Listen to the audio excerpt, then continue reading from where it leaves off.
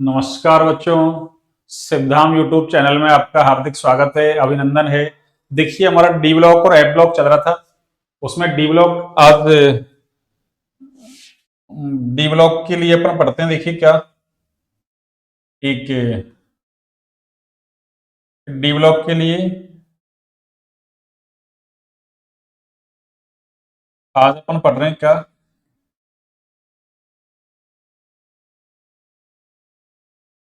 कि D block का एक महत्वपूर्ण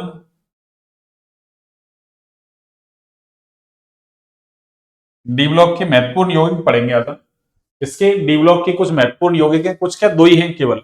एक K2Cr2O7 जिसको पोटेशियम डाइक्रोमेट बोलते हैं, और एक है आपके KMnO4 जिसको पोटेशियम परमंगनेट या उसको लाल दवा भी बोलते हैं।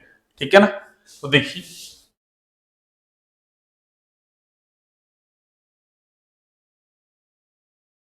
लाल दवा, देखिए क्या है लाल दवा, सुनिए अब। तो सबसे पहला पढ़ रहे हैं अपन क्या, पोटेशियम डाइक्रोमेट। तो क्या कहेंगे अपन, डी ब्लॉक की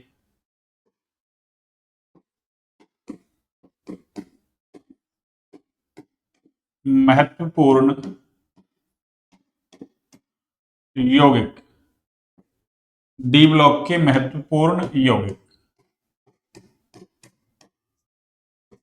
देखिए डी ब्लॉक के महत्वपूर्ण यौगिक में क्या है आपके, सुनिए। इसमें हमको दो पढ़ने हैं। एक तो आपके कौन सा है, K2Cr2O7, इसी को पढ़ना है एक तो, यानी पोटेशियम डाइक्रोमेट। और उसके बाद पढ़ेंगे पोटेशियम परमैंगनेट जिसको अपन लाल दवा भी बोलते हैं। ठीक है ना। तो पहला है potassium permanganate, potassium sorry potassium dichromate. पहला अपन ये पढ़ रहे हैं, पोटेशियम डाइक्रोमेट। ये लीजिए पोटेशियम डाइक्रोमेट। ये इसका जो फॉर्मूला है वो क्या है आपकी, अरे इसका जो फॉर्मूला है ना आपकी, वो है K2Cr2O7। यानी पोटेशियम डाइक्रोमेट का फॉर्मूला क्या है, K2Cr2O7। अब देखिए जो पोटेशियम डाइक्रोमेट है ना, इसको बनाया कैसे जाता है, इसको क्रोमाइट अयस्क से बनाते हैं भैया ना। किससे बनाते हैं, क्रोमाइट अयस्क। तो आपसे पूछ ले सबसे पहला कि पोटेशियम डाइक्रोमेट को किससे बनाया जाता है, तो क्रोमाइट अयस्क से। या कौन से अयस्क से बनाते हैं, तो क्रोमाइट अयस्क। और उसका फॉर्मूला तो क्या कहेंगे, इसका निर्माण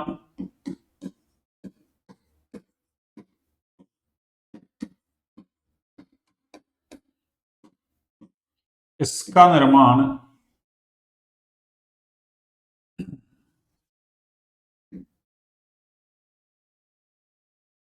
क्रोमाइट इसका निर्माण क्रोमाइट अयस्क। कौन सा अयस्क, क्रोमाइट अयस्क। और क्रोमाइट अयस्क का फॉर्मूला है आपके FeCr2O4। FeCr2O4। तो क्या कह रहे हैं अपन, कि जो आपके पोटेशियम डाइक्रोमेट है इसका निर्माण किससे करेंगे अपन, क्रोमाइट अयस्क से। और क्रोमाइट अयस्क का फॉर्मूला क्या है, FeCr2O4। क्रोमाइट अयस्क से निम्न चरणों में किया जाता है, निम्न चरणों में किया जाता है।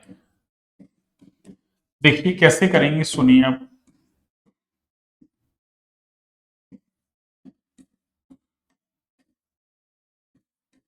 देखिए पहला जो स्टेप है उसमें क्या करते हैं, सुनिए आप।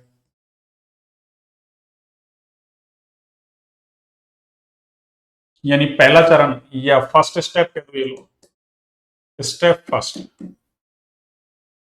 इसमें क्या करते हैं अपन, जो क्रोमाइट अयस्क है ना, उसको वायु या KNO3 की प्रेजेंस में ना, एयर या फिर KNO3 यानी पोटेशियम नाइट्रेट की प्रेजेंस में क्या करते हैं, वायु या KNO3 की प्रेजेंस में क्या करते हैं, सोडियम कार्बोनेट के साथ में फ्यूज करते हैं, उसको गलाते हैं। क्या करते हैं, फ्यूज करते हैं, गलाते हैं, संकलित करते हैं।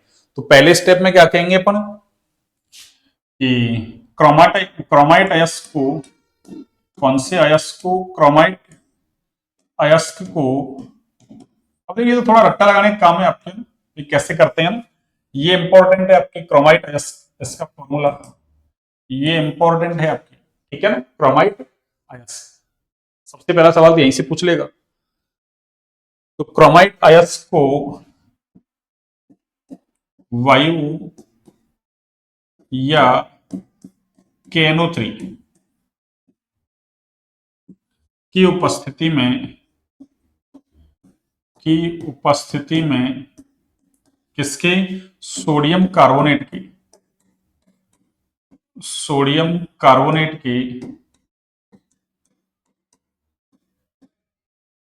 साथ, सोडियम कार्बोनेट के साथ क्या करते हैं भाई, संगलित करते हैं, फ्यूज करते हैं, गलाते हैं, संगलित करते हैं, तो सोडियम क्रोमेट का, किसका, अरे सोडियम क्रोमेट का पीले रंग का, कौन से रंग का, अरे पीले रंग का विलयन, पीले रंग का विलयन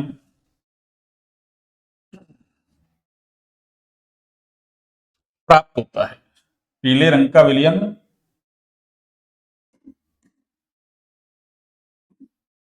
प्राप्त होता है, पीले रंग का क्या होता है अभी, विलयन प्राप्त होता है। जैसे तो क्रोमाइट अयस्क तो ये रहा अपने पास FeCr2O4, और इसको किसके साथ, सोडियम कार्बोनेट के साथ में फ्यूज करते हैं भैया ना, सोडियम कार्बोनेट के साथ, ये लो, इसको बैलेंस करोगे तो है ना, वैसे आपको बैलेंस की जरूरत नहीं, आप बैलेंस करो तो करो, नहीं कोई जरूरी नहीं है। +7O2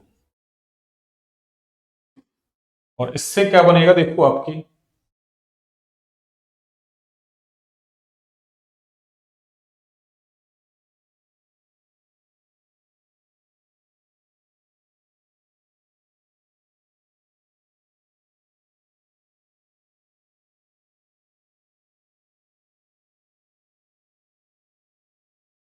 ठीक है ना, देखिए एक सेकेंड,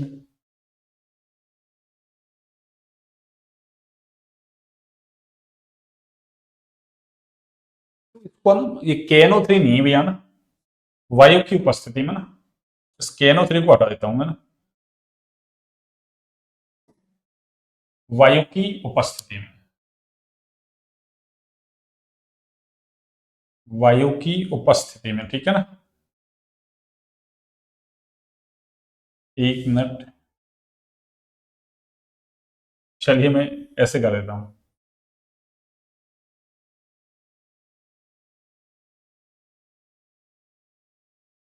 हाँ देखिए, जब क्रोमाइट अयस्क को, इसको क्रोमाइट अयस्क, अयस्क को वायु की उपस्थिति में सोडियम कार्बोनेट के साथ क्या करते हैं, फ्यूज, तो फिर हमको क्या मिलता है, सोडियम कार्बोनेट का, ये सॉरी सोडियम क्रोमेट का क्या मिलता है, पीले रंग का विलयन। तो देखिए सोडियम क्रोमेट का पीले रंग का विलयन ऐसे मिलेगा, देखो Na2Cr O4, इसका मतलब 4 दूनी 8, तो 4 कर देते हैं इसको, ठीक है,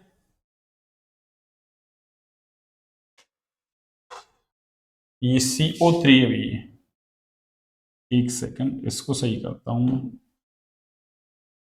ये आपको बैलेंस अरे बैलेंस करने की जरूरत नहीं, आप चाहो तो बैलेंस करोगे, कोई जरूरत नहीं है आपको ना। 4 दूनी 8, इसको है ना बैलेंस करोगे तो इसको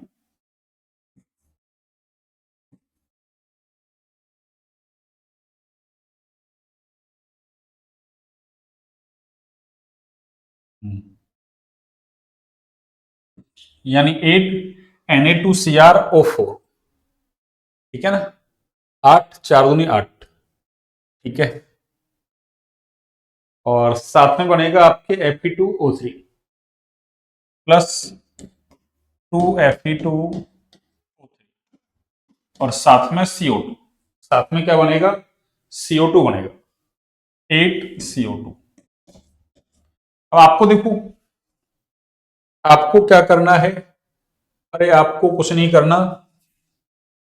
देखिए मैं बताता हूं क्या करना है आपको। भाई आपको क्रोमाइट एसिड का फॉर्मूला तो याद रखना ही है, Fe आगे Cr2O4, FeCr2O4। इसकी क्या करना है इसको, अरे वायु की उपस्थिति में, ये वायु है, इसकी उपस्थिति में ये एयर है भैया, वायु की उपस्थिति में सोडियम कार्बोनेट के साथ क्या कर रहे हैं, इसको फ्यूज कर रहे हैं। तो फिर क्या होगा, इससे सोडियम क्रोमेट का पीला रंग का विलयन मिलेगा। सोडियम क्रोमेट का, सोडियम क्रोमेट का पीले रंग का क्या मिलेगा आपको, अरे विलयन मिलेगा, ठीक है ना। सोडियम क्रोमेट का क्या मिलेगा, पीले रंग का विलयन। ये क्या था, क्रोमाइट अयस्क, या इसको आयरन क्रोमाइट बोल सकते हो आप, ठीक है ना। Iron chromate, sorry chromite iron chromate, तो उससे सोडियम क्रोमेट बन गया ना। तो आपको ये याद रखना है, सोडियम कार्बोनेट और साथ में क्या है, वायु है, वायु का मतलब ऑक्सीजन। इससे क्रिया करके ये क्या बनाएगा, एक तो सोडियम क्रोमेट बनाएगा Na2Cr O4, और एक ये Fe2O3 बनाएगा, Fe2O3 और साथ में CO2 बनाएगा ना। तो आपको ज्यादा पेन लेने की जरूरत नहीं है, इसको बैलेंस कैसे करें, है ना, आपको बैलेंस की जरूरत नहीं है, ठीक है ना। अब इतना तो याद रखना पड़ेगा आपको, अरे इतना तो याद रखना पड़ेगा, वैसे बैलेंस होगी देखो। 8 Na 8 Na2, 8 दूनी 16, 16 हुए। Cr 8 है, 4 दूनी 8, ऑक्सीजन देखो 4 8 32 और 3 दूनी 6, 32 6 38 और 16 वो होगी 44 54, 7 दूनी 14, 8 24, 14 24 38 और 4 चौकू 16, 38 16 वही 44 हो गई, सॉरी 54 54 हो गया ना, 38 16 54, इसका मतलब बैलेंस चल रहा है, ठीक है ना। अब देखो स्टेप सेकंड में क्या करते हैं, सुनिए आप। अरे स्टेप सेकंड में क्या करते हैं अपन, स्टेप सेकंड में करते हैं अपन क्या, कि जो स्टेप फर्स्ट है, चरण फर्स्ट, स्टेप फर्स्ट, इससे प्राप्त जो ये पीले रंग का सोडियम क्रोमेट का विलयन है ना, अरे इसका नाम ये कैसा है, पीला, ये पीले रंग का है। पीले रंग का जो सोडियम क्रोमेट का विलयन है, इसमें क्या करते हैं, कुछ एसिड मिला देते हैं ना, यानी इसको अम्लीय कर लेते हैं, क्या कर लेते हैं, अम्लीय, ठीक है ना। तो क्या कहेंगे अपन सेकंड वाले स्टेप में,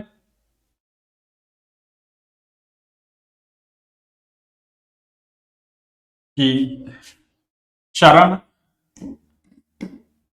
ये चरण को छोड़ो ना, आप तो ऐसे लिख लेते हैं अपन,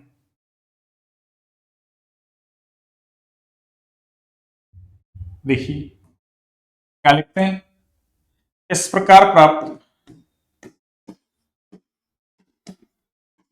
इस प्रकार प्राप्त सोडियम क्रोमेट को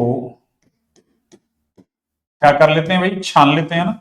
सोडियम क्रोमेट को छानकर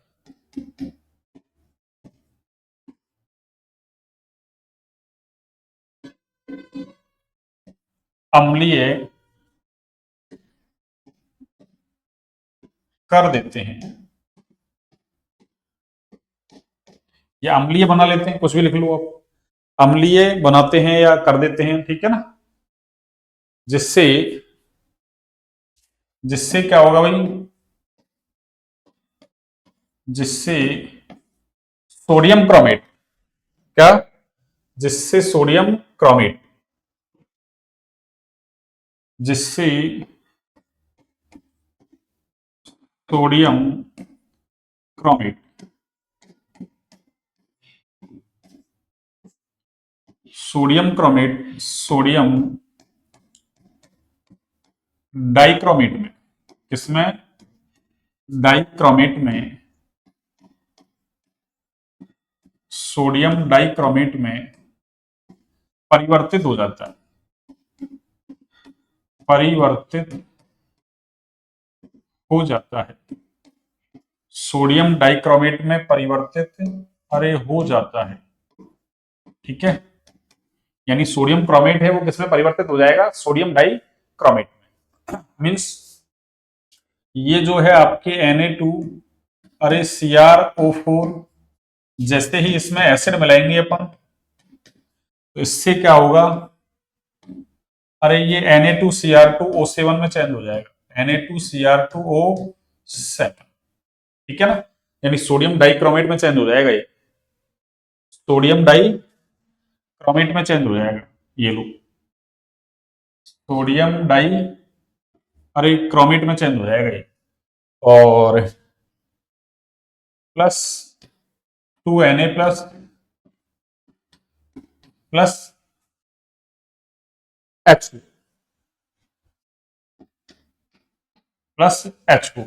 तो कैसे, 4Na थे ना, तो 2Na प्लस बाहर, और ये क्या हो गया Na2, और ये Cr2 है, Cr2, 8 ऑक्सीजन थे ना, 7 इसमें काम आ गया, एक उसके साथ निकल गया, ठीक है ना, एक उसके साथ निकल गया, ठीक है ना।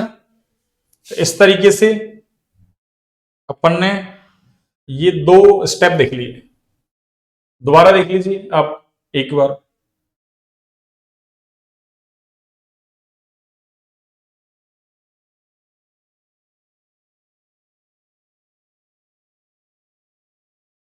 हाँ, यानी डी ब्लॉक के महत्वपूर्ण यौगिक, और इसमें क्या देख रहे हैं अपन, पोटेशियम डाइक्रोमेट। सबसे पहले फॉर्मूला K2Cr2O7, इसका निर्माण किससे करते हैं, अरे क्रोमाइट आयस, क्रोमाइट आयस का फॉर्मूला क्या है, Fe2Cr O4, सॉरी FeCr2O4 है ना, FeCr2O4, क्यों, आयरन का ऑक्सीडेशन स्टेट है ना, अरे वो कितना है आपके +2 है ना, तो ये Cr2O4 हो गया इसके साथ। अब सोडियम क्रोमेट के साथ क्या होगा, Na2Cr O4, ठीक है ना, ये देखो Na2Cr O4 और उसका है FeCr2O4। ध्यान रखें इसमें कंफ्यूजन हो जाए आपको। तो सबसे पहले हमने क्या किया, क्रोमाइट आयस को वायु की उपस्थिति में सोडियम कार्बोनेट के साथ में फ्यूज कर लिया, तो उससे क्या हुआ, क्रोमाइट आयस किसमें चेंज हो गया, सोडियम क्रोमेट के पीले रंग के विलयन में। अब हमने क्या किया, उसको छान लिया, तो फर्स्ट स्टेप से प्राप्त जो सोडियम क्रोमेट था ना, उसको छान लिया पीले रंग के विलयन को, और उसमें एसिड मिला दिया, और जैसे एसिड मिलाया तो उससे सोडियम जो कार्बोनेट था वो सॉरी सोडियम क्रोमेट था, वो सोडियम डाइक्रोमेट में क्या हो गया, परिवर्तित हो गया, ठीक है ना। अब इसकी जो विलेयता है ना, अरे वो ज्यादा होती है, इसकी विलेयता ज्यादा होती है, इसलिए इसमें क्या मिला लेंगे अपन, KCl मिला लेंगे। जैसे KCl मिलाएंगे तो उससे पोटेशियम डाइक्रोमेट बन जाएगा, पोटेशियम डाइक्रोमेट की विलेयता क्या होती है, अरे सोडियम डाइक्रोमेट से कम, इस वजह से क्या होगा, उसके तुरंत क्रिस्टल बन जाएंगे, अरे तुरंत क्या बन जाएंगे, क्रिस्टल, ठीक है ना। तो स्टेप थर्ड क्या लिखेंगे, सुनिए, स्टेप थर्ड, स्टेप थर्ड देखिए आप,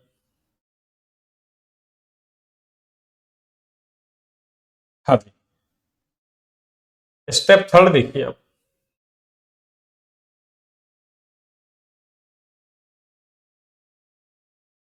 स्टेप थर्ड देखिए आप, step third,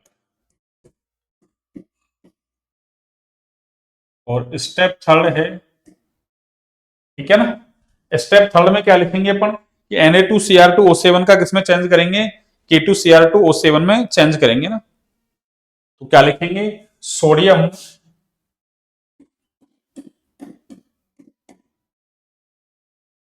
dichromate, sodium dichromate जो है ना, सोडियम डाइक्रोमेट को किसके, अरे KCl के साथ है ना, किसके साथ, KCl के साथ मिलाने पर, KCl के साथ मिलाने पर पोटेशियम डाइक्रोमेट की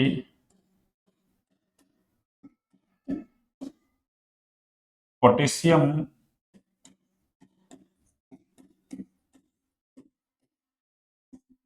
डाइक्रोमेट किया ना इसके, अरे पोटेशियम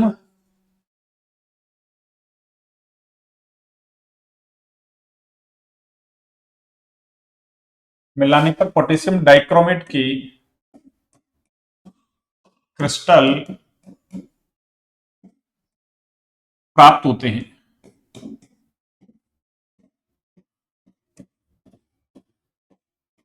पोटेशियम डाइक्रोमेट के क्रिस्टल प्राप्त होते हैं इसकी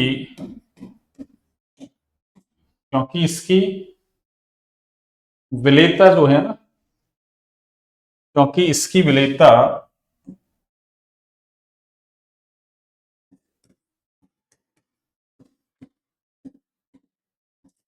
क्योंकि इसकी विलेयता सोडियम डाइक्रोमेट से इसकी विलेयता सोडियम डाइक्रोमेट से क्या होती है भाई? कम। सोडियम डाइक्रोमेट से कम होती है। अरे सोडियम डाइक्रोमेट से क्या होती है भाई? कम। तो क्या करोगे आप? देखिए ये जो है हमारे पास Na2, अरे Cr2O7 यानी सोडियम डाइक्रोमेट, इसमें क्या मिला दो आप? KCl मिला दो, और KCl जैसे ही मिलाएंगे तो क्या होगा? पोटेशियम डाइक्रोमेट के क्रिस्टल क्रिस्टलीकृत हो जाएंगे। ठीक है ना? तो इससे क्या बनेगा आपकी K2Cr2O7, ठीक है ना? K2Cr2O7 प्लस 2NaCl, और ये जो हम बनाना चाह रहे थे, अरे वो बन गया, हम बनाना चाह रहे थे वो बन गया पोटेशियम, अरे डाइक्रोमेट, ये लो, यही तो हम बनाना चाह रहे थे और यही बन गया पोटेशियम डाइक्रोमेट। और ये था ना ये, अरे ये इसके नारंगी रंग के क्रिस्टल होते हैं भैया ना, इसके कौन से क्रिस्टल होते हैं? अरे नारंगी रंग के, है ना? ये जो है ना आपके सोडियम डाइक्रोमेट, नारंगी, इसके क्रिस्टल कैसे होते हैं भाई? अरे नारंगी, ठीक है ना? ये लो,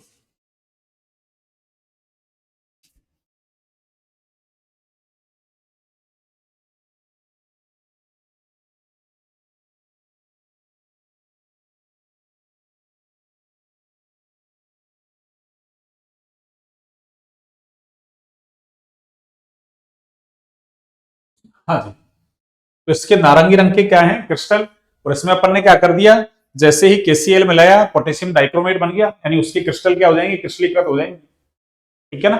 इस तरीके से हमने क्या कर दिया, अरे इसको बना दिया ना, किसको?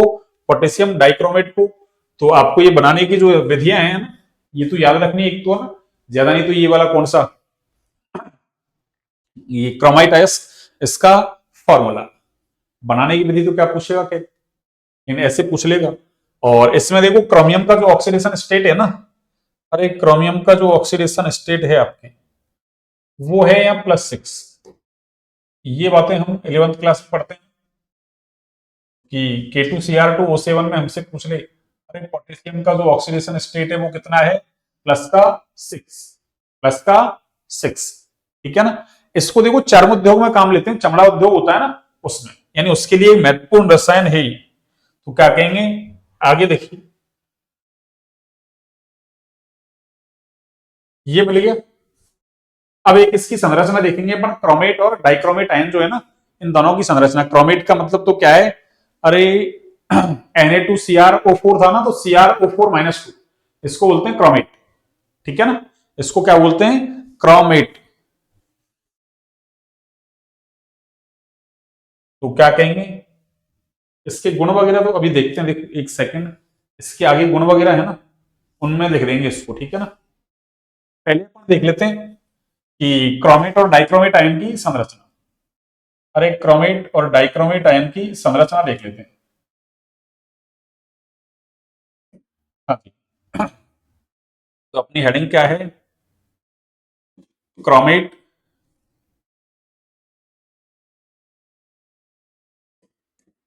क्रोमेट व डाइक्रोमेट। क्रोमेट व डाइक्रोमेट आयन की संरचना। आयन की संरचना देखिए, क्रोमेट और डाइक्रोमेट दोनों आयनों की संरचना कैसी है, सुनिए आप। क्रोमेट और डाइक्रोमेट आयन की संरचना देखिए कैसी है, सुनिए आप। ये क्रोमेट आयन तो कौन सा है? अरे CrO4-2। देखो CrO4-2 है ना, उसकी स्ट्रक्चर तो ऐसी है आपकी, देखो कैसी। अरे ये Cr, ये डबल बॉन्ड O और ये O और ये O, और इस पर नेगेटिव चार्ज और इस पर भी नेगेटिव चार्ज। चतुष्फलक की संरचना भी है ना। CrO4-2 यानी क्रोमेट आयन की संरचना कैसी है? चतुष्फलक की। उसकी भी है तो चतुष्फलक की, पर दो चतुष्फलक है ना। अरे कितने? दो चतुष्फलक हैं, उनके शीर्ष आपस में जुड़ गए यहाँ ऐसे। तो CrO, ये Cr और ये डबल बॉन्ड O, ठीक है ना, ये O और ये O, और ऐसे आपके हो जाएगा ये डबल बॉन्ड O और ये O, और इस पर नेगेटिव चार्ज और इस पे भी कैसा है? अरे नेगेटिव चार्ज, ठीक है ना। तो ये हो गया आपके क्या? अरे ये हो गया आपके क्या? या इसको थोड़ा सा ऐसे बना लो, देखो एक सेकंड। ये जो बनाया ना आपने, इसको मैं ऐसे कर दूं, देखो थोड़ा सा इसको ऐसे कर दूं मैं, देखो वो तो ऐसे है ना, है चतुष्फलक ही, बस उसमें कोई दिक्कत नहीं। देखो आप इसको ऐसे कर लो, चलो ये ऊपर माइनस और इधर ये ऊपर माइनस, ये लो, ठीक है ना। दो चतुष्फलक आपस में जुड़ गई, और यहां जो ये एंगल है ना, अरे ये वाला बॉन्ड एंगल है आप ध्यान रखें। डाइक्रोमेट के अंदर ये वाला बॉन्ड एंगल कितने का है? 126 डिग्री का है। ये कितने का है? 126 डिग्री का। तो ये कौन सा है? Chromate ion. अरे कौन सा आयन? Chromate ion. ये लो, ये कौन सा आयन है भाई? Chromate ion. और इसकी संरचना कैसी है? चतुष्फलकीय। ये चतुष्फलकीय संरचना है भी है ना। यहां भी है तो चतुष्फलक, दो चतुष्फलक आपस में जुड़ गया ना। तो ये कौन सा आयन है? अरे डाइक्रोमेट आयन। कौन सा? Dichromate ion. तो आपसे ऐसे पूछ ले कि जो डाइक्रोमेट आयन है उसमें क्रोमियम, ऑक्सीजन और क्रोमियम के बीच का एंगल कितने का है? तो 126 डिग्री का। कितने का है? 126 डिग्री का, 126 डिग्री का, ठीक है ना। किसका? 126 डिग्री का, ठीक है ना। अब सुनिए आगे, ये तो इसकी संरचना से संबंधित बात होगी। अब देखो, ये जो आपके क्रोमेट आयन है ना, ये तो डाइक्रोमेट में, और जो डाइक्रोमेट है वो क्रोमेट आयन में क्या हो जाता है? अरे क्रोमेट डाइक्रोमेट में, और डाइक्रोमेट किसमें? क्रोमेट आयन में क्या हो जाता है? परिवर्तित हो जाता है। तो इनका जो इंटर कन्वर्जन है एक दूसरे में, ये डिपेंड करता है किस पर? विलियन की पीएच पर। किस पर? विलियन की पीएच पर। तो क्या लिखेंगे अपन? अगली हेडिंग क्रोमेट। अरे अगली हेडिंग क्या है बच्चों अपनी? ये थोड़ा सा रेक्टाफिकेशन पार्ट है ना, ये थोड़ा सा रेक्टाफिकेशन पार्ट है आपकी। क्या कह सकते हैं अपन?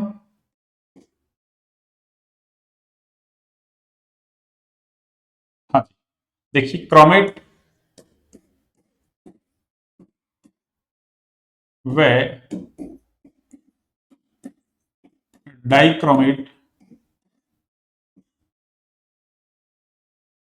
क्रोमेट व डाइक्रोमेट आयन का इंटर कन्वर्जन, अंतर परिवर्तन,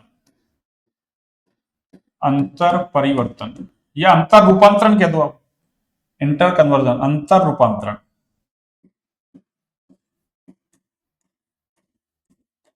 अंतर रूपांतरण क्रोमेट व डाइक्रोमेट आयन का अंतर रूपांतरण।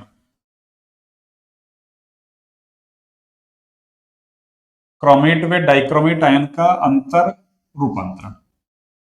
देखिए सुनिए, तो क्या कहेंगे, क्रोमेट व डाइक्रोमेट आयन एक दूसरे में अंतर परिवर्तित हो सकते हैं, अंतर रूपांतरित हो सकते हैं। ये डिपेंड करता है किस पर, विलयन की पीएच पर। ठीक है ना। तो क्या कहेंगे अपन, क्रोमेट व डाइक्रोमेट आयन, क्रोमेट व डाइक्रोमेट आयन एक दूसरे में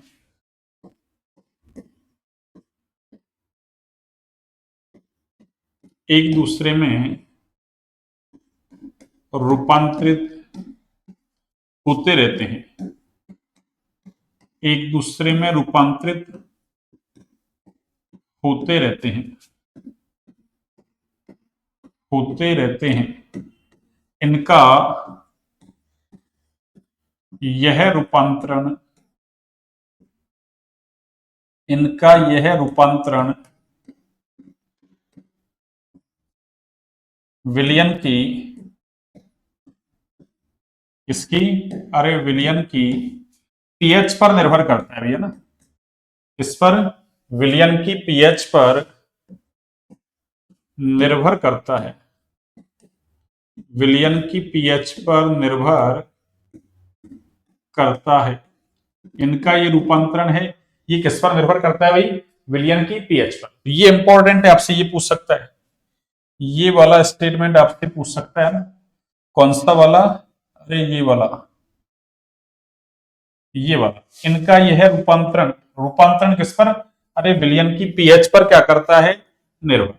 ठीक है ना। इस सवाल को आपसे यहां से पूछा जा सकता है, ये सवाल आपसे अरे पूछा जा सकता है कि क्रोमेट व डाइक्रोमेट आयन का रूपांतरण निर्भर करता है विलयन की पीएच पर, विलयन की विभव पर, कुछ भी दे देगा ऐसे, विलयन की अम्लीय सामर्थ्य पर, विलयन की है ना क्षारीय सामर्थ्य पर, कुछ भी दे देगा ऐसे तीन चार उठा के। ठीक है ना।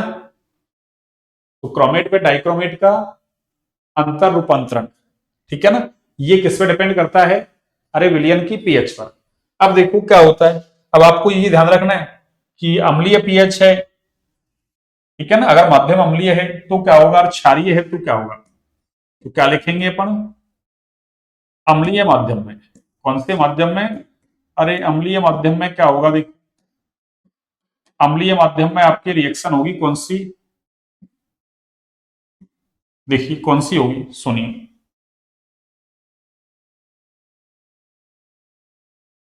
अम्लीय माध्यम में देखिए, अम्लीय माध्यम में होगा आपके क्या, अरे जो क्रोमेट है ना आपका, क्रोमेट आयन, कौन सा, क्रोमेट आयन। अम्लीय माध्यम का मतलब अरे H प्लस, तो ये किसमें चेंज हो जाएगा, अरे डाइक्रोमेट आयन।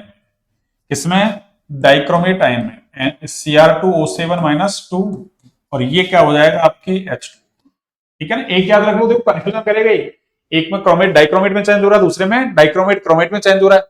तो हमको ध्यान रखना है ना कि अगर माध्यम अम्लीय है तो कौन सा, क्रोमेट डाइक्रोमेट में चेंज हो रहा है, तो फिर क्षारीय हुआ तो उल्टा हो जाएगा। बस ऐसे याद रखना आपको, दोनों याद नहीं रखने हैं। अगर दोनों याद रखे या रखने की कोशिश की तो कंफ्यूजन हो जाएगा ना, गलत हो जाएगा। ये लो, तो माध्यम कौन सा ले लेते हैं, क्षारीय। ये लो, क्षारीय माध्यम। क्षारीय माध्यम में क्या होगा, सुनिए आप, अरे क्षारीय माध्यम में क्या होगा, देखिए क्षारीय माध्यम में उल्टा हो जाएगा, Cr2O7-2। ये क्षारीय माध्यम ले लिया हमने, ये लो, और जैसे ही क्षारीय माध्यम लेंगे तो ये किसमें, अरे डाइक्रोमेट है, ये क्रोमेट में चेंज हो जाएगा, CrO4-2, CrO4-2। ये लो, ठीक है ना।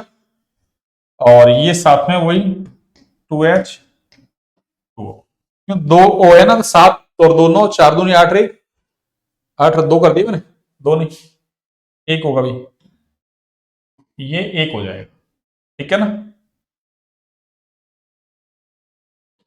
ये लो, तो ये तो क्या था आपका, अरे क्रोमेट,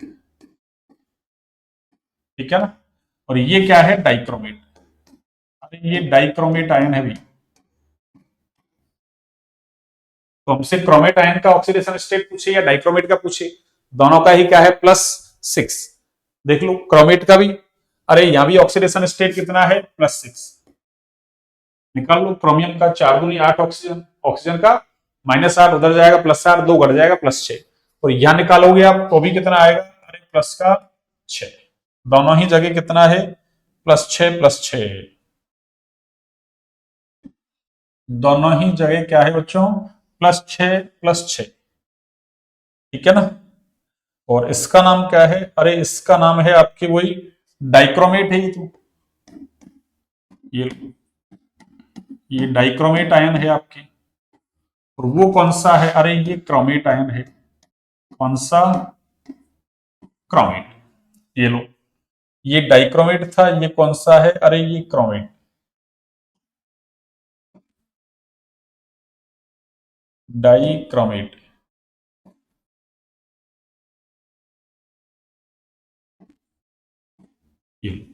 ये डाइक्रोमेट, और ये कैसा है, अरे क्रोमेट है भैया ना, ये इंपॉर्टेंट है आपके ना, ये बात आपकी इंपॉर्टेंट है,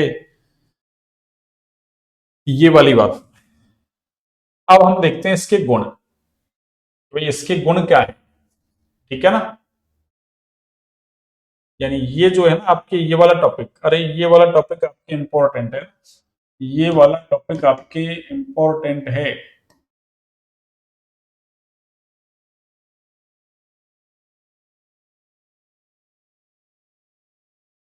ये वाला टॉपिक आपके क्या है भाई, इंपॉर्टेंट, ठीक है ना। अब इसके गुण क्या है देखो, एक हेडिंग लिख लेते हैं अपन, गुण, तो इसके गुण क्या है,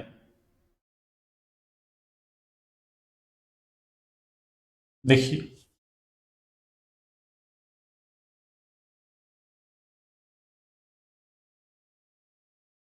यानी जो K2Cr2O7 है ना, अरे इसके गुण, यानी पोटेशियम डाइक्रोमेट के गुण, K2Cr2O7 के गुण,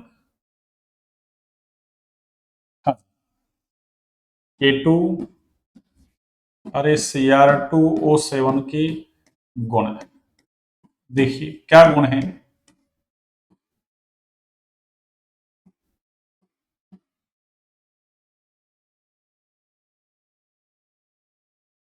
हाँ जी, K2Cr2O7 के गुण, ये तो है कि भाई ये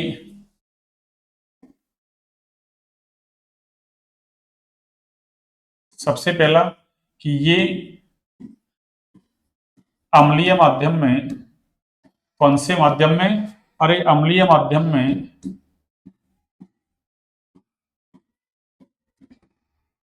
प्रबल ऑक्सीकारक का कार्य करता है, अम्लीय माध्यम में किसका, अरे प्रबल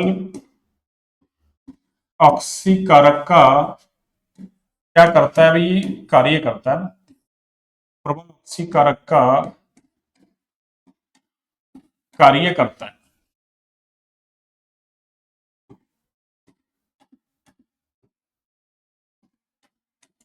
जिससे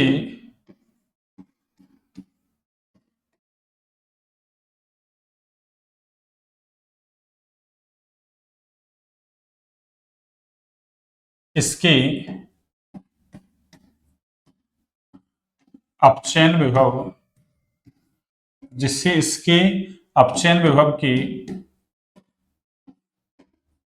मान के आधार पर, अपचयन विभव के मान के आधार पर, मान के आधार पर स्पष्ट किया जा सकता है, अरे आधार पर क्या कर सकते हैं बच्चों, स्पष्ट किया जा सकता है, ये लो, स्पष्ट किया अरे जा सकता है। ये लो, ठीक है। देखिए जैसे इसकी रिएक्शन लिखता हूं मैं, देखो अम्लीय माध्यम वाली, आपको पता चल जाएगा। देखो Cr2O7 -2 plus Cr2O7 -2 plus 14H plus 6 electron, और इससे क्या बनेगा भाई? अरे इससे बनेगा 2Cr+3 + 7H2, ठीक है ना, 7H2, ठीक है ना। और इसका जो अपचयन विभव है ना, अरे E0 जो है इसका, ये देखो इसका तो +6 है, अरे यहाँ +6 है इसका ऑक्सीडेशन स्टेट, और यहाँ कितना है +3, यानी +6 से +3 में चेंज हो रहा है, यानी चाहे तो आप ऐसे कह सकते हैं ये Cr+3, ठीक है ना। तो मैं थोड़ा नीचे लिखता हूँ, हम आएगा भी नहीं है ना, फिर थोड़ा सा इसको यहां से इरेज करके, और मैंने यहां लिख दिया। देखिए इसका अपचयन विभव कितना है? अरे E0 Cr2O7 -2, ये चेंज हो रहा है किसमें? अरे अपचयन अपचयन विभव का मतलब जैसे +6 से +3 में आ गया ना, और ये वैल्यू कितनी है इसकी? अरे ये जो वैल्यू है ना इसकी +3, ये वैल्यू है बच्चों, अरे प्लस का 1.33 वोल्ट, यानी प्लस का 1.33 वोल्ट, यानी K2Cr2O7 जो है ना, उसकी अम्लीय माध्यम में रिएक्शन ये है कि Cr2O7 -2 plus 14H plus 6 electron, उससे 2Cr+3 + 7H2 ये बन रहा है। इसका जो अपचयन विभव है ना, अरे यहाँ +6 से +3 में चेंज हो रहा है नहीं, चाहे तो Cr+6 से Cr+3 ऐसे लिख सकते हैं अपन। तो ये जो अपचयन विभव है, ये वैल्यू कितनी है? प्लस का 1.33 वोल्ट है। और देखो ये जितना ज्यादा पॉजिटिव होता है ना, इसका मतलब वो अरे उतना ही अच्छा ऑक्सीकारक होता है, उतना ही प्रबल ऑक्सीकारक होता है। देखो फ्लोरीन फ्लोरीन का +2.87 होता है, सबसे ज्यादा आवर्त सारणी में अपचयन विभव है। कौन सा? मानक अपचयन विभव। कौन सा? अरे मानक अपचयन विभव। तो इसलिए फ्लोरीन प्रबल ऑक्सीकारक का काम करता है। इसका मतलब जो अपचयन विभव है जितना ज्यादा पॉजिटिव होगा, अरे वो उतना ही ज्यादा ऑक्सीकारक होगा, ठीक है ना। तो इसकी +1.33 ऐसी वैल्यू है वोल्ट में, कम थोड़ी बहुत है, ठीक है ना। इसका मतलब ये प्रबल ऑक्सीकारक का काम करेगा किसमें? अरे अम्लीय माध्यम में, ठीक है ना। तो ये बात कहना चाह रहा हूं मैं आपको।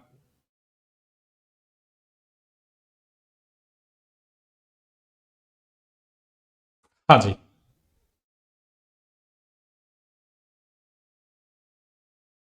ये लीजिए, ये क्रोमेट व डाइक्रोमेट का अंतर रूपांतरण हो गया, और दूसरा K2Cr2O7 का गुण।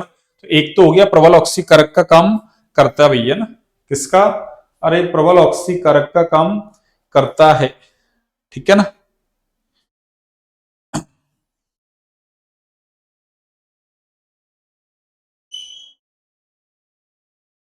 एक देखो इसका जो यूज है ना, यूज, उसको यूज मान लो, चाहे इसी में गुण में मान लो ना। चलो देखो लिखते हैं आगे, क्या है इसका दूसरा? अरे यह है चमड़ा उद्योग में, यानी चर्म उद्योग में, चमड़ा उद्योग में, कौन से में? अरे चमड़ा उद्योग में, कौन से उद्योग में? अरे चमड़ा उद्योग में,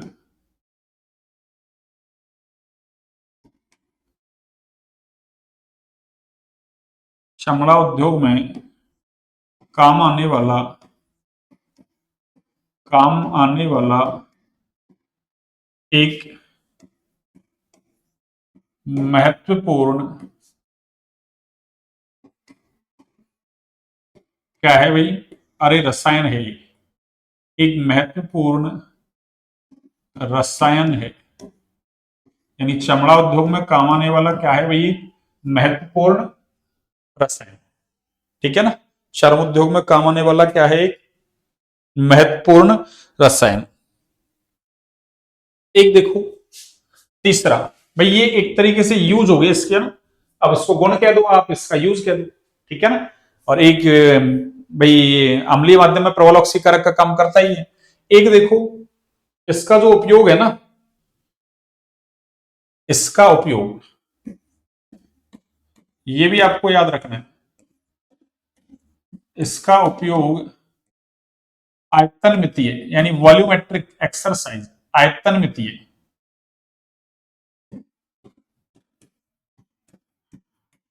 अनुमापन में, इसमें अरे आयतन मितीय अनुमापन में, आयतन मितीय अनुमापन में प्राथमिक मानक के रूप में किया जाता है। किसके रूप में? अरे प्राथमिक मानक के रूप में,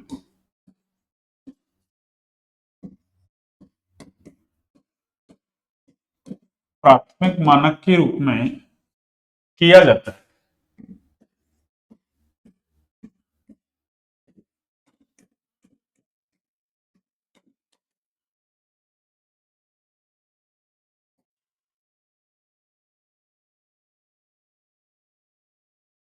देखो, जो हम 12th क्लास में प्रैक्टिकल्स वगैरह करते हैं ना, वहां ऐसे अरे एक कोई अननोन सॉल्यूशन ले लिया और एक कोई स्टैंडर्ड सॉल्यूशन ले लिया, जैसे K2Cr2O7 का स्टैंडर्ड सॉल्यूशन ले सकते हैं और उसके साथ अनुमापन कर सकते हैं। भाई इसका इतना वॉल्यूम लिया तो उसके लिए, जैसे किसका अज्ञात वाले का इतना वॉल्यूम लिया, मान लो 20 ml, तो उसके लिए K2Cr2O7 का कितना ml का हमारा 18 ml, 15 ml, 20 ml या 21 ml कितना ml काम आएगा। तो ये कौन सा आयतन मितीय विश्लेषण हो गया, ठीक है ना, ये आयतन मितीय अनुमापन हो गया। उसमें किसके रूप में? प्राथमिक मानक के रूप में इसका उपयोग कर सकते हैं, जैसे KMnO4 वाला अपने प्रैक्टिकल्स में है, ठीक है ना, तो KMnO4 भी इसका काम करता है, ठीक है ना।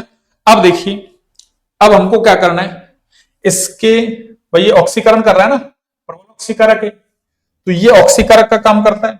अब ऑक्सीकारक का काम करता है तो सुनिए, इसमें मैं लेता हूं, देखो क्या, जैसे भाई ये कोई अपने पास क्या है, अरे ये अननोन पदार्थ है, ठीक है ना, ये क्या है, कोई अरे अननोन पदार्थ है, ठीक है ना। अब ये अपन ने क्या ले लिया, अरे K2Cr2O7 ले लिया, तो K2Cr2O7 क्या देगा, Cr2O7 माइनस 2 आयन देगा। और इधर अपन ने क्या ले लिया, अरे H प्लस ले लिया। भाई एसिडिक मीडियम में होती है नहीं अभिक्रिया, तो ध्यान रखना क्या होगा, इससे एक तो देखो क्या मिलेगा हमको, अरे एक तो मिलेगा हमको Cr+3 और साथ में क्या मिलेगा, अरे H2O, और इसका क्या कर देगा ये कौन, अरे ये Cr2O7 माइनस 2 इसको ऑक्सीडाइज कर देगा भैया। अरे इसको क्या कर देगा बच्चों, ऑक्सीडाइज कर देगा। क्या काम है, जो भी कोई अपन ने अननोन पदार्थ लिया उसका ये क्या कर देगा, अरे ऑक्सीकरण कर देगा और खुद का अपचयन हो गया। तो जो सामने वाले का ऑक्सीकरण करता है, खुद का अपचयन, वो ऑक्सीकारक होता है। ये कहां से आया, अरे ये यहां से आया, देखो ये अभिक्रिया लिखी थी मैंने आपको, ये वाली, कौन सी वाली, अरे ये वाली देखिए आप, ये वाली Cr2O7 माइनस 2 H प्लस और ये Cr+3 प्लस, अरे ये 7H2 था ना, तो अपन को वैलेंस नहीं कर रहे हैं अपन, ना वैलेंस करेंगे तो फिर कर लेंगे अपन, कोई दिक्कत नहीं है। बैलेंस के लिए आप इस इक्वेशन को ध्यान रखें ना, फिक्स, एक तो Cr2O7 की फिक्स रिएक्शन याद रखें, Cr2O7 minus 2 plus 14H plus plus 6 electron, उससे 2Cr+3 प्लस 7H2 ऐसे बन रहे हैं। तो एक तो ये बैलेंस हो जाएगी और एक को आप बैलेंस कर लेना, और फिर तो आपको पता है ना रेडॉक्स समीकरणों को कैसे संतुलित करते हैं, इलेक्ट्रॉनों की संख्या बराबर कर देना, इसमें 6 इलेक्ट्रॉन है मान लो, दूसरे में 1 इलेक्ट्रॉन हो तो उसको 6 से गुणा कर देना, ठीक है ना, और फिर दोनों को जोड़ देना। तो ये क्या आ जाएगी, आपकी बैलेंस इक्वेशन आ जाएगी, आप अगर बैलेंस लिखना चाहें तो। और मैं तो क्या बता रहा हूं कि अगर हमने क्या ले लिया, K2Cr2O7 ले लिया, कोई अननोन पदार्थ लिया, तो क्या होगा, K2Cr2O7 खुद तो Cr+3 और H2O में चेंज हो जाएगा, जो ये रहा Cr+3 प्लस H2O, और सामने वाले का ऑक्सीडेशन कर देगा। ये सामने वाले का क्या कर देगा, अरे ऑक्सीडेशन कर देगा। तो मैंने यही तो लिखा है, देखो आपको समझाने के लिए, ये सामने वाला, अरे ये कौन है, ये अननोन पदार्थ है X, इसका ऑक्सीडेशन कर दिया खुद Cr+3 प्लस H2O में क्या हो गया, चेंज, ठीक है ना। और बैलेंस अगर करनी है तो एक फिक्स याद रखो, Cr2O7 minus 2 plus 14H plus plus 6 electron, ऐसा 11th क्लास में रिएक्शन है, और आगे 2Cr+3 प्लस 7H2, और फिर ये सामने वाला जो भी होगा वो अपने आप हो जाएगा, ठीक है ना। अब देखो ये क्या करता है, सुनिए आप, ये जैसे,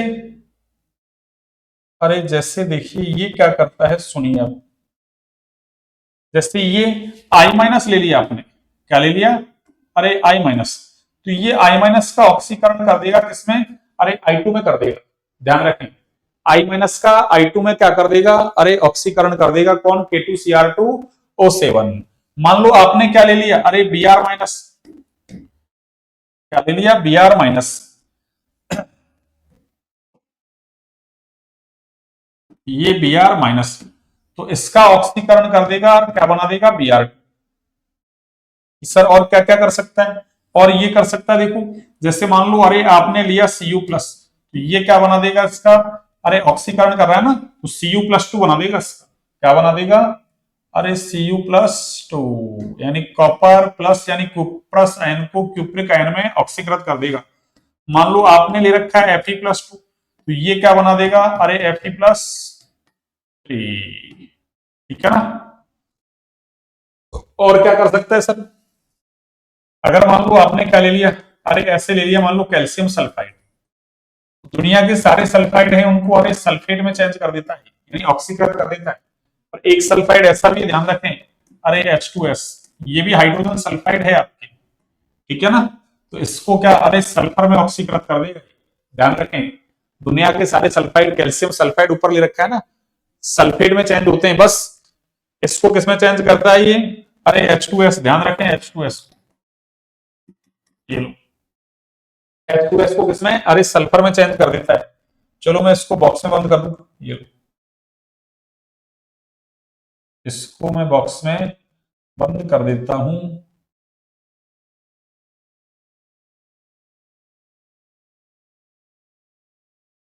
हाँ जी,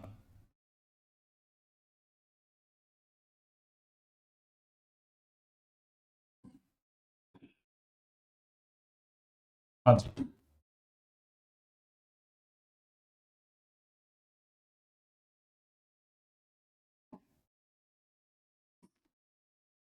हाँ जी, देखिए ये लो, दुनिया के सारे सल्फाइड सल्फेट में चेंज होते हैं, आपके इतना दे नहीं रखा, आपके तो ये दे रखे हैं, ठीक है ना। जैसे मान लो ये दे रखा है आपके क्या, कि अगर Sn प्लस टू दे दे मान लो, तो ये क्या करेगा, इसको अरे Sn प्लस फोर में चेंज कर देगा। और मैं तो आपको ना सारे ही चीजें बता रहा हूं ना, किस किस में चेंज कर सकता है, ठीक है ना, किस किस में ये चेंज कर सकता है। आपके तो तीन चार दे रखे हैं, ये Sn plus two, H2S, Fe plus two हो गया, बस ये तीन चार दे रखे हैं ये वाले, ठीक है ना। इसके अलावा देखो, जैसे चलो उसको छोड़ो आप, है ना, इतना ही कर लो आप, है ना। सल्फर दे दे तो उसको H2SO4 में चेंज कर देता है, फास्फोरस दे तो उसको H3PO4 में चेंज कर देता है, ऐसे कार्बन दे तो H2CO3 में चेंज कर देता है। आप तो इतने याद रख लो, कौन कौन से, इधर वाले ये, और एक कौन सा, अरे ये वाला इंपॉर्टेंट है, ठीक है ना, एक ये वाला क्या है, इंपॉर्टेंट। जैसे मैं आपको एक एग्जांपल देके समझाता हूं, देखिए कैसे, सोनी, जैसे मान लो हमने ले लिया ये कि I माइनस, अरे वो तो ऐसे देगा वो, अब आपसे बैलेंस पूछे तो बैलेंस कर देना आप, ठीक है ना, वो मैंने आपको बता ही दिया। अरे जैसे एग्जांपल हमने क्या ले लिया ये कि I माइनस ले लिया मान लो, और इधर क्या दे दिया हमको, अरे Cr2O7 माइनस टू, और साथ में क्या लिखे H प्लस, यहाँ लिखिए या ऐसे अरे तीर का निशान बना के उसके ऊपर H प्लस लिख दे, इसका मतलब अम्लीय माध्यम की बात कर रहा है। और पूछ लीजिए जैसे कि आगे क्या बनेगा भाई साहब बताइए, आगे क्या बनेगा, कुछ नहीं, आगे क्या बनेगा हमको पता है, देखो ये तो किसमें चेंज हो जाएगा, अरे Cr+3 में चेंज हो जाएगा, और एक साथ में क्या बनेगा H2, ठीक है ना। और एक क्वेश्चन मार्क की जगह क्या आ जाएगा, अरे इस क्वेश्चन मार्क की जगह क्या आएगा, इस क्वेश्चन मार्क की जगह आएगा आपके क्या, अरे आयोडीन में चेंज कर देगा ये, किसमें, आयोडीन में, ठीक है ना। तो क्वेश्चन मार्क का मतलब क्या आ गया आपके पास, आयोडीन, ये तो हुआ है, खुद तो Cr+3 H2 में चेंज हो गया, और ये सामने वाले का अरे इसका ऑक्सीडेशन कर दिया ना इसने, आपको पता है यहाँ से I माइनस का किसमें I2 का ऑक्सीडेशन करेगा, -1 से 0 पहुंचा दिया इसको, कि सर इसको बैलेंस करना हो तो, अरे बैलेंस करना हो तो कर लो, एक रिएक्शन तो आपके पास पहले से ही है ना बैलेंस, कौन सी, Cr2O7-2, और अगर याद नहीं है तो फिर तो आप नहीं कर सकते, ठीक है ना, नहीं तो फिर पूरा ही करो, इसको भी बैलेंस करो और उसको भी बैलेंस करो, जो अपन रेडॉक्स समीकरण में संतुलित करते थे, वहां एक रिएक्शन पहले से हमको याद है Cr2 ऐसे, अरे ऐसे देखो, जैसे इसी को कर दो बैलेंस, चलो इसी को कर दूं क्या, एक सेकंड पहले इसको देखता हूं, देखो छोटा तो नहीं हो जाएगा ज्यादा,